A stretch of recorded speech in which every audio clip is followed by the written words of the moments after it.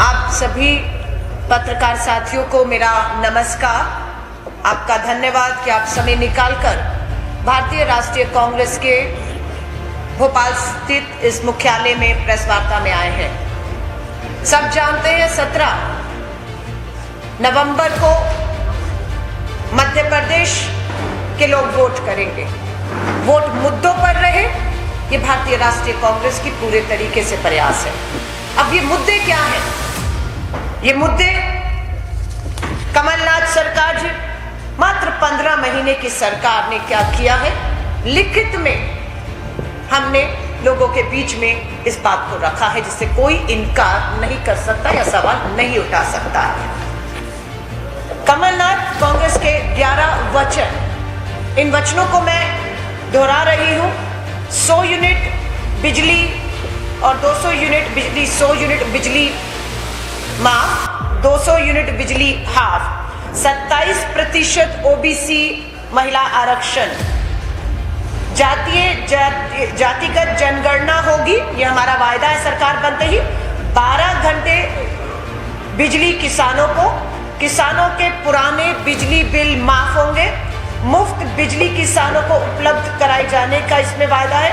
कर्ज माफी होगी, पूरी किसानों का जितना कर्ज है पूरी तरह माफ किया जाएगा।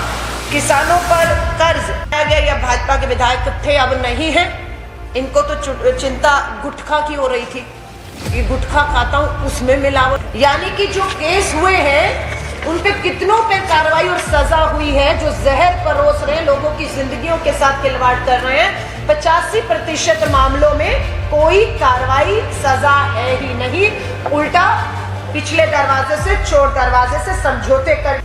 बेरोजगारी है, महंगाई है, ये सबसे बड़े कारण है कि आज केंद्र की सरकार जो पीठ थपथपाती है उसे शर्म से सर झुकाना चाहिए कि आप 10 साल केंद्र में पूरे कर रहे हैं, 18 साल यहाँ आपके सत्ता में रहे। डबल इंजन की सरकार मध्य प्रदेश के लोगों को रोजगार देने में विफल रही, महंगाई कम करने में विफल रही, इसीलिए करोड़ों लोग आपके सरकारी ना खाने वाले राशन पर आज भी निर्भर होना पड़ रहा है। में आ जाए, भूल जाए कि उनके बच्चों को उनको जहर परोसने का काम भाजपा की शिवराज सिंह चौहान।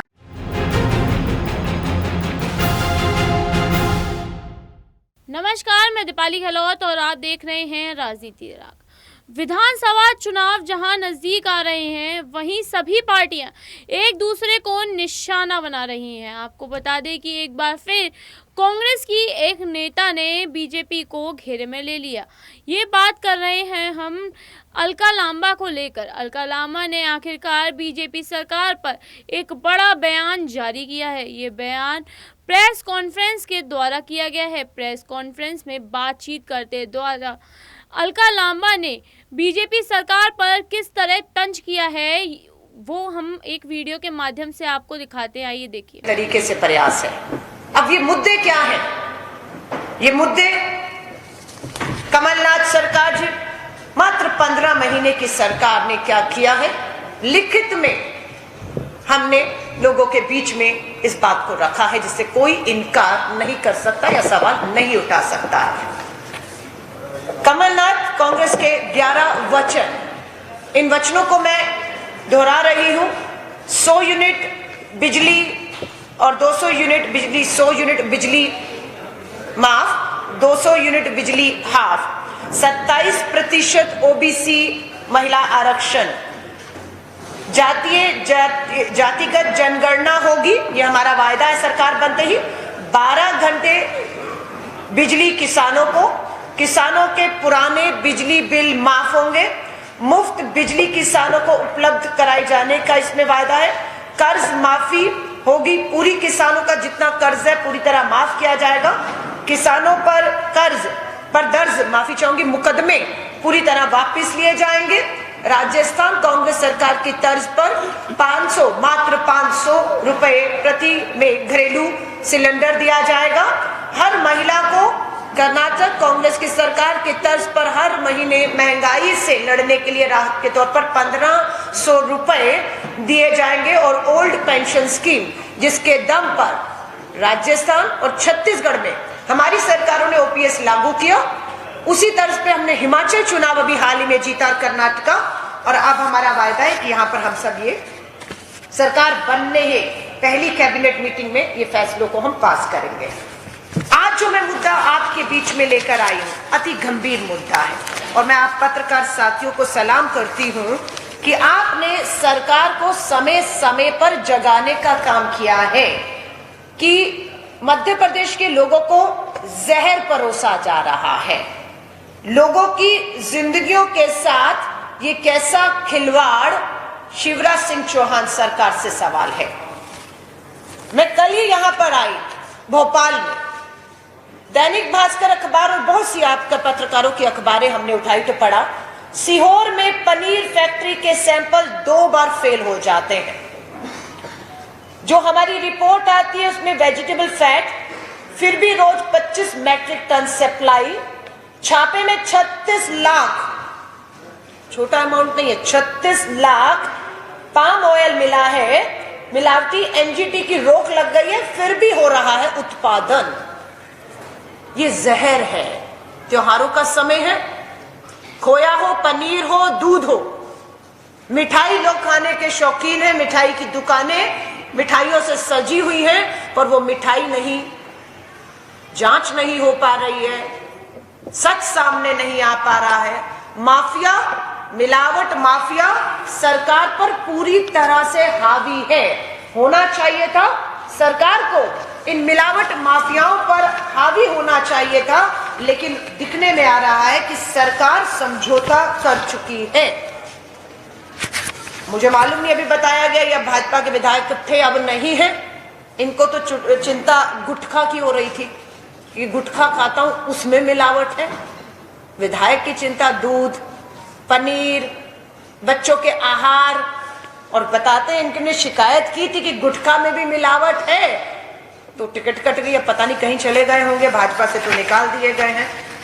लेकिन अब इसके बाद मालूम नहीं अब ये मंत्री है या नहीं है।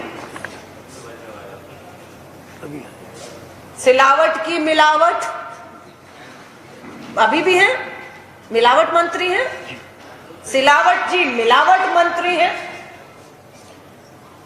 अगस्त 2019 की खबर है, 19 से 20, 21, 22 और हम 23 में आ चुके हैं। अगस्त निकल चुका है, 4 साल पहले मिलावट, सिलावट की मिलावट आज भी जारी है।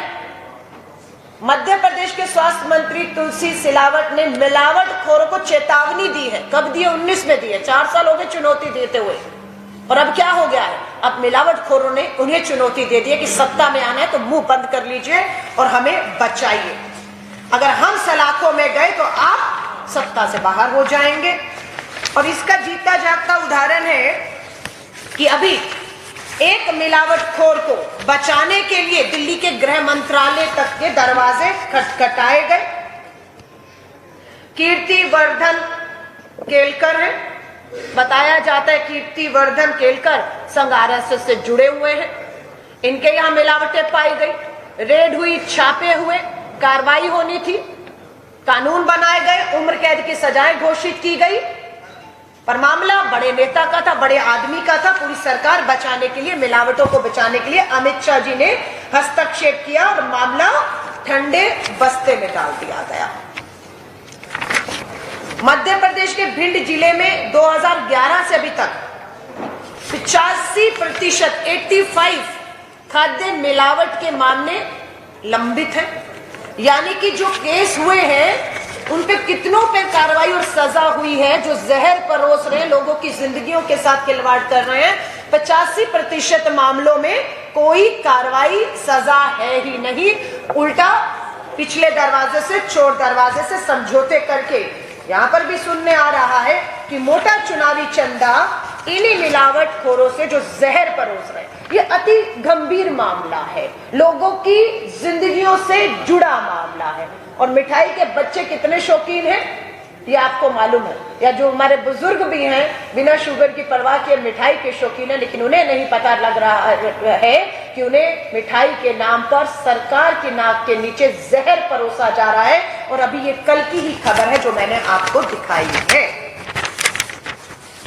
अब एक छोटा सा वीडियो, 80 करोड़ लोगों को दावा करते हैं कि हम मुफ्त का राशन दे रहे हैं।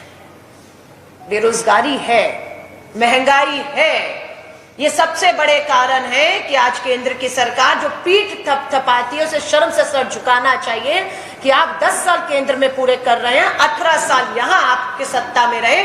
डबल इंजन की सरकार मध्य प्रदेश के लोगों को रोजगार देने में विफल रही, महंगाई कम करने में विफल रही, इसलिए करोड़ों लोग आपके सरकारी ना खाने वाले राशन पर आज भी निर्भर होना पड़ रहा है। एक छोटा सा वीडियो, ये एक नहीं है, मैं आपके मीडिया की सराहना करती हूँ, ऐसे बहुत से वीडियो क्लिप और अखबार की कटिंग है, इसलिए आपको सलाम करती हूँ कि आपने सरकार को बेनकाब किया। आपकी कलम सरकार को सच्चाई दिखाती रही कि आपके नाक के नीचे क्या रहा है। ये गेहूं है। सिर्फ 1 सेकंड का वीडियो देखिएगा और इससे आप लोग भी इंकार नहीं करेंगे। आवाज तेज करिए।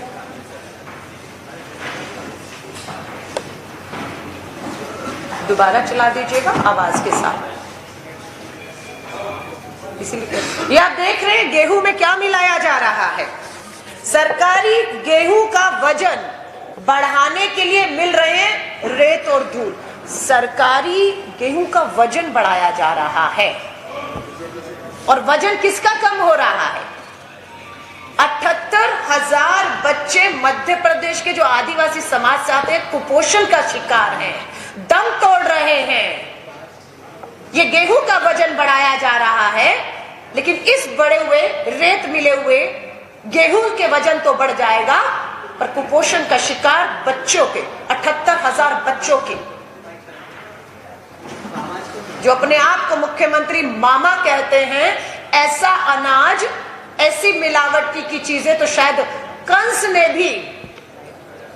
ने भी सोचा नहीं होगा कि जब उसने अपनी दुश्मनी निकालने की सोची थी या अपनी जान बचाने के लिए उसने जब भगवान कृष्ण पर नन्हे अवतार पर हमला किया था, तब भी इतना नहीं सोचा होगा जो आज का अपने आप को मामा कहने वाले क्या कर रहे हैं। दुर्भाग्य है कि देश की महिला बाल विकास मंत्री का बयान, पढ़े लिखे पत्रकार हैं आप लोग, जानते हैं कि भूखमरी के वैश्विक आंकड़े किस तरह से प्रसारित होते हैं। देश की महिला बाल विकास मंत्री से जब पूछा गया तो क्या जवाब दिया। उनकी गलती नहीं है, 12वीं पास की डिग्री बिना पढ़े लिखे लोगों को, बिना समझ के लोगों को इस तरह से जिम्मेदारी संवैधानिक पदों पर बिठाने का खामियाजा आज पूरा देश भुगत रहा है। कि उनका कहना था कि वो फ्लाइट में बैठी, फिर इस कार्यक्रम में गई, फिर इस कार्यक्रम में गई, उन्होंने नहीं खाया, उन्हें फोन आया, पूछा आपने कुछ खाया कि नहीं, मैंने कहा नहीं खाया। मेरी गिनती भी कुपोषित भूखमरी के आंकड़ों में कर ली गई। समझ नहीं आई कि हंसे या संवैधानिक पद पे बैठी उस महिला के इस बयान के बाद। सरकार गरीबों के लिए मुफ्त राशन कराइए, चलाइए शुरू।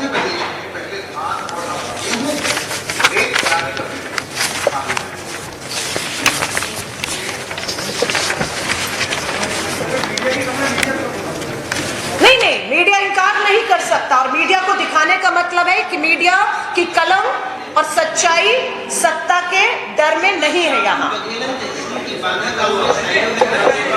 नहीं, ये आपके लिए तो है ही, आपके माध्यम से जब आप जनता में दिखाएंगे तो तब उनको भी पता लगेगा। आप दिखा चुके हैं, लेकिन सरकार ने नहीं देखा।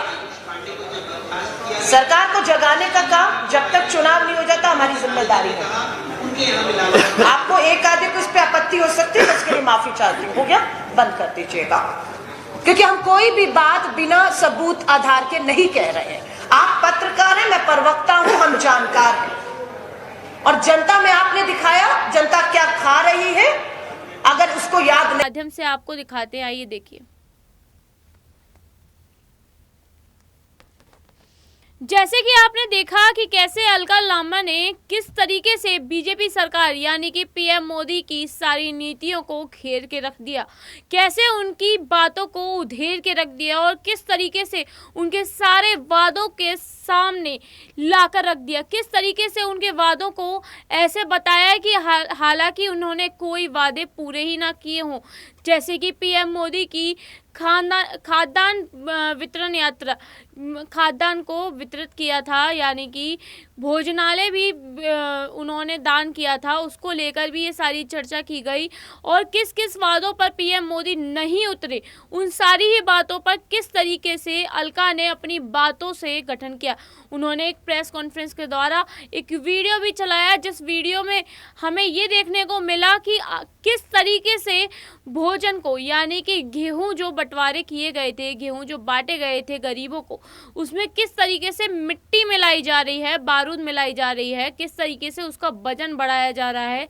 उन्होंने ये भी हमें एक वीडियो के माध्यम से दिखाया। उसी के साथ अलका ने ये तक कहा कि आखिरकार बच्चों और बड़ों की गलती ही क्या है। आपको पता तो होगा ही कि बच्चों को मिठाई कितनी पसंद है। मिठाई और खाने के तौर पर पीएम मोदी क्या जहर दे रहे हैं। आखिरकार उन्होंने बीजेपी पे इतना बड़ा तंज कस दिया है। अब क्या इसका बीजेपी पे असर होगा? क्या बीजेपी इस पर कोई पलटवार करके कुछ कहेगी? क्या होगा आगे, ये हमारे साथ बने रहिए, देखते रहिए राजनीति राग में। धन्यवाद।